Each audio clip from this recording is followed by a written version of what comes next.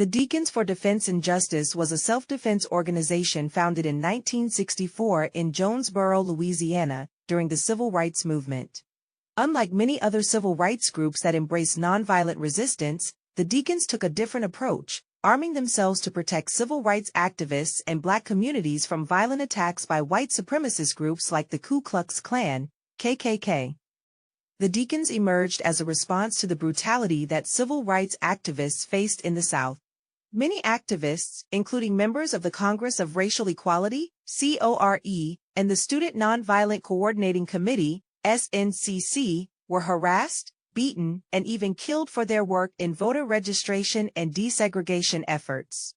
Law enforcement, often complicit in white supremacist violence, did little to protect them.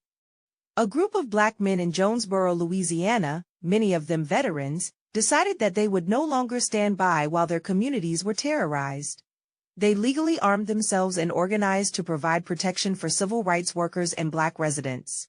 Their presence was a powerful deterrent to Klan violence. The Deacons' model spread beyond Jonesboro, with chapters forming in Louisiana, Mississippi, and Alabama. They often provided security at marches, meetings, and protests, ensuring that activists could carry out their work without fear of physical attacks.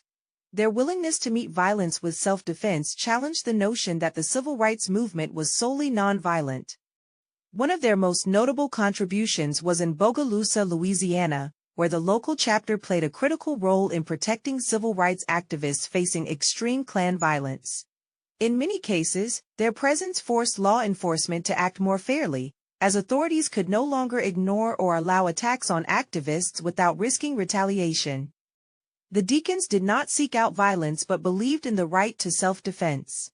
They operated within legal boundaries, using their constitutional right to bear arms. This stance, however, made them controversial among some civil rights leaders, including Martin Luther King Jr., who remained committed to nonviolence. Others, like Malcolm X and members of the Black Power movement, viewed the Deacons as a necessary force against racist aggression. Although the Deacons for Defense and Justice were short-lived, disbanding in the late 1960s, their impact was significant. They showed that armed self-defense could be an effective strategy for protecting civil rights activists and Black communities. Their actions also influenced later movements advocating for Black self-defense and empowerment, including the Black Panther Party. The Deacons' legacy is a reminder that the fight for civil rights was multifaceted. While nonviolent resistance was a crucial strategy, self-defense played a role in ensuring activists could continue their work in hostile environments.